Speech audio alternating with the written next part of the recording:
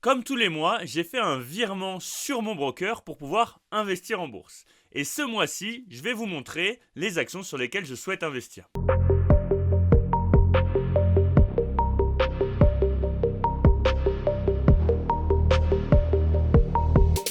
Comme vous le savez pour ceux qui me suivent, je ne suis pas adepte du DCA, du Dollar Cost Averaging.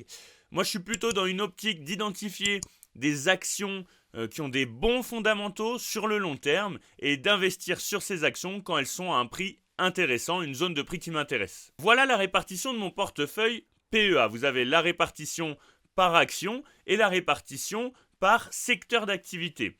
Pour ceux que ça intéresse et qui veulent plus d'informations sur ces actions, je vous invite à aller voir ma vidéo sur mon portefeuille qui s'affiche juste ici, juste en haut. C'est des actions sur lesquelles je suis positionné pour la plupart avec des PRU qui sont intéressants et sur lesquels je suis en forte plus-value. Il y a certaines actions, en revanche, que j'ai achetées plus récemment, sur lesquelles je peux être en moins-value, comme par exemple LVMH, sur laquelle j'essaye de diminuer mon PRU. Ça, c'est ma stratégie personnelle. J'ouvre une position finalement sur une action qui m'intéresse, comme je l'ai fait aussi récemment sur Veralia, et ensuite je me fixe des points d'achat en fonction du cours finalement de l'action. Alors en termes de variation, depuis le début de l'année, donc depuis le 1er janvier, mon portefeuille il est en positif, il a augmenté de 9,97%, donc quasiment sur un an parce qu'on va bientôt être en décembre. On verra fin décembre ce que l'avenir nous réserve. Hein. Il y a des actions que je possède maintenant depuis très longtemps, bientôt je pourrais dire depuis 10 ans. En termes de rendement, vous voyez tout de même que j'ai pas un rendement qui est exceptionnel, je suis à 4% de rendement. Et là-dedans, on prend en compte finalement l'augmentation des dividendes chaque année des entreprises. Par exemple, si LVMH augmente son dividende de 9% entre 2020 et 2021, eh ben c'est pris en compte dans mon rendement global. Hein. Donc vous voyez que j'ai pas un rendement qui est exceptionnel. C'est pas uniquement ça qui m'intéresse, bien loin de là. Hein. Je cherche d'abord des actions de qualité, même si c'est discutable. Hein. Par exemple, pour Ruby, je sais que j'ai eu des commentaires là-dessus. Je vous ai déjà fait l'analyse de Ruby. Vous connaissez mon sentiment vis-à-vis de cette entreprise-là. Mais voilà, ma priorité, c'est pas le rendement du dividende. En revanche, je cherche tout de même des actions qui augmentent leur dividende chaque année, si possible. Hein. Et donc petit à petit, mon rendement, il devrait augmenter d'année en année, même si j'ai tendance quand même à acheter des actions qui ont un dividende qui est inférieur à 4%, qui tourne plus autour des 2%, notamment comme Air Liquide, LVMH ou encore Pernod Ricard. Comme vous le savez, sur mon compte titre, je suis déjà pas mal exposé au secteur des technologies, notamment avec Microsoft et un ETF Nasdaq, donc je suis plutôt satisfait de ma répartition sur mon compte titre. En revanche, sur mon PEA, il y a des choses que je veux modifier, comme je vous le disais. Là, je suis un petit peu surexposé au secteur de l'énergie et c'est quelque chose que je vais tranquillement modifier. D'ailleurs, n'hésitez pas à nous conseiller en commentaire vos actions tech et nous dire pourquoi elles sont intéressantes. Si elles le sont, on les analysera sur la chaîne. C'est quelque chose que j'ai déjà commencé à faire en vendant une partie de mon bag de Total Energy, 50% de mon bag que j'ai vendu aux alentours des 63 €. Et il faut que petit à petit, je continue de le faire, même si évidemment je continue d'investir sur mes positions. Hormis Ruby, où je suis un petit peu en stand-by, je ne suis pas en négatif, mais c'est une action sur laquelle pour l'instant je suis en stand-by, je ne continue pas d'investir dessus. En revanche, il y a des actions comme Air Liquide où j'aimerais augmenter mon exposition. Par contre, pour Air Liquide, j'y vais de 10 actions en 10 actions pour pouvoir bénéficier des avantages sur le nominatif administré. Pour en revenir au reste de ma stratégie, quand une de mes actions comme Air Liquide, par exemple, est très bien évaluée et que j'ai un PRU qui est très intéressant, c'est vrai que je suis un petit peu en retrait, je suis un petit peu moins enclin à investir dessus et j'ai tendance à attendre une correction, pas forcément une correction énorme, je vais vous le montrer après sur les graphiques.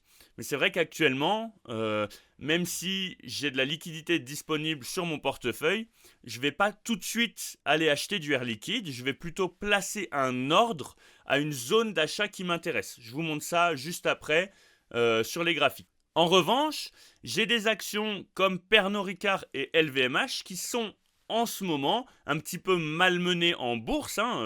Souvent pour des bonnes raisons. LVMH, il y a un ralentissement de l'activité en Asie, alors que l'Asie, c'est 30% du chiffre d'affaires d'LVMH, à peu près.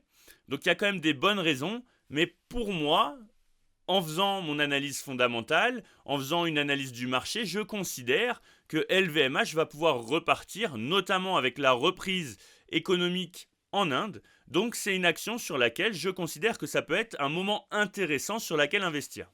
Pour LVMH, comme vous le voyez, en termes de PER, pour moi, on n'est pas surévalué.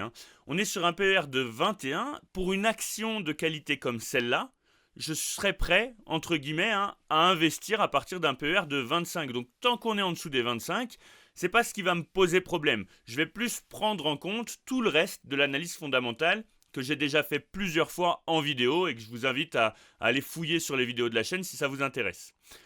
Pour LVMH, j'ai réussi à diminuer mon PRU qui était quand même assez élevé aux alentours des 700. J'avais des ordres placés à 660 qui sont passés finalement. Et là, je suis un petit peu en stand-by. Je ne vais pas racheter pour l'instant à 660 parce que j'envisage que la conjoncture économique, elle peut continuer de se dégrader avec notamment des récessions, pas forcément très fortes, mais des récessions qui vont pouvoir perdurer un petit peu. Et donc pour moi, je pense qu'on pourrait atteindre ici notre support des 603 euros. Donc j'ai un ordre placé sur LVMH pour continuer de diminuer mon PRU qui est passé aux alentours des 604. S'il passe pas, c'est pas dramatique. Je ne vais pas en pleurer. De même, si on casse vers le bas, ce ne sera pas non plus dramatique parce que moi j'investis sur le long terme. Donc actuellement, sur LVMH, j'ai un ordre qui est placé aux alentours des 604. Encore une fois, c'est ma vision, c'est ma façon d'investir. Mais voilà. Donc pour LVMH, vous savez comment je me positionne. Idem pour Pernod Ricard.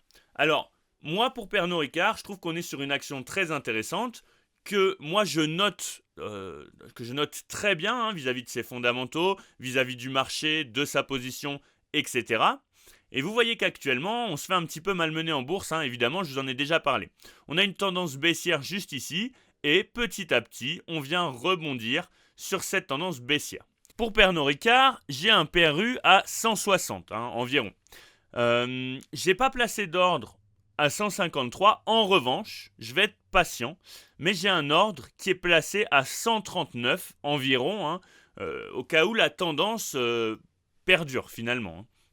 Donc c'est en gros, globalement, les deux actions de mon portefeuille qui se font malmener en ce moment et sur lesquelles j'ai des positions. Donc je ne vends pas, je reste positionné. Vous voyez qu'à long terme, pour moi, on est sur des actions qui sont dans une tendance haussière à très long terme. Donc ça ne me dérange pas. Vous voyez qu'on a déjà corrigé beaucoup, notamment avec la crise de 2008. On a quand même réussi à revenir sur le devant de la scène. Pernod Ricard, c'est quand même un marché qui est porteur, peut-être pas très éthique, mais dans tous les cas porteur. Donc pour moi, c'est une action qui à long terme va continuer de perdurer. C'est le moment confession. Je vous avoue que j'ai craqué sur Verallia. Vous saviez que j'avais loupé ici le support des 30-60. J'ai toujours un ordre qui est placé ici. En revanche, j'avoue que psychologiquement, j'ai pas été très fort. J'ai craqué et j'ai racheté ici à 31,5 à peu près. Enfin, je suis rentré sur Verallia à 31,5. J'ai clairement FOMO. J'ai clairement FOMO. J'ai eu peur de louper le train. Donc on est à l'abri de rien. J'avais mon ordre placé. J'aurais pu être patient. Je ne l'ai pas été, donc j'ai vu que l'action rebaissait un petit peu, donc j'ai placé un ordre au 31,5, il est passé. Pas une grosse position pour l'instant, parce que j'ai toujours un ordre qui est placé ici à 30,70 à peu près. Donc voilà, mais c'est une action sur laquelle je voulais rentrer, d'une part pour me diversifier, et d'autre part parce qu'elle a des fondamentaux quand même qui sont assez bons, vous voyez, avec une très bonne visibilité. Et c'est vrai qu'en termes de valorisation, on est sur un PER de 8.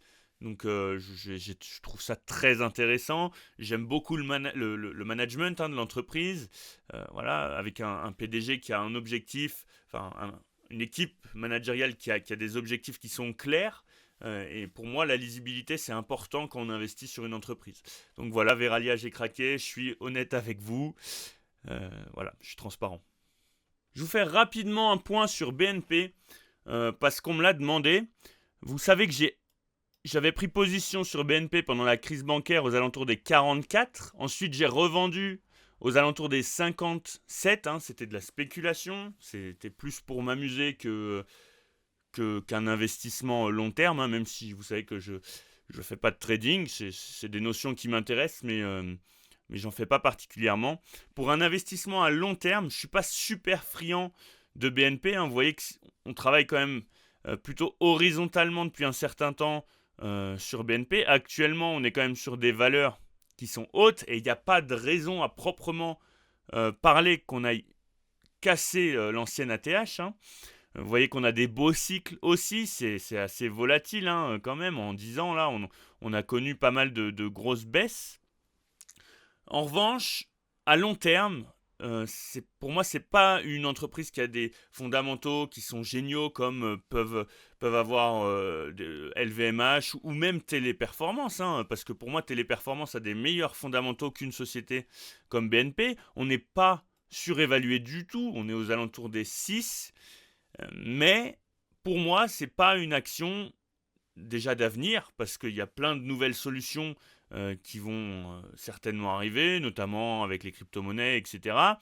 Après, c'est une entreprise qui est quand même diversifiée, qui maintenant ne fait plus que elle fait pas que du bancaire finalement. Mais je suis pas fan de BNP. Effectivement, j'ai joué un petit peu dessus, comme je vous l'avais dit. Je pense qu'il y en a certains qui se sont dit que je me positionnais à long terme. C'est pas le cas. Je préfère des actions comme Amundi ou Euronext, sur lesquelles je suis déjà positionné et sur lesquelles j'attends peut-être une légère correction pour pouvoir rentrer. J'ai repris position récemment sur Amundi. J'ai rechargé. Donc voilà, BNP pour moi, je suis pas fan. Alors, pour Euronext, vous voyez qu'à long terme, on est quand même sur une tendance croissante. Bon, on subit un petit peu depuis 2021. Mon point d'entrée, il est à 61. Ok. Pour l'instant, je ne recharge pas. On est sur un haut de range. On a quand même cassé notre petite tendance baissière qu'on avait juste ici en bleu. Il faudrait qu'on aille maintenant casser la moyenne mobile 200 pour pouvoir aller chercher plus haut. Je suis un petit peu en stand-by. Effectivement, si on devait continuer de jouer dans notre range, je reprendrais certainement position aux alentours des 61. Mais je reste prudent sur cette action. Vous voyez qu'on a quand même des très bons fondamentaux, on a une belle notation avec une bonne visibilité. Mais pour l'instant, je suis un petit peu en stand-by.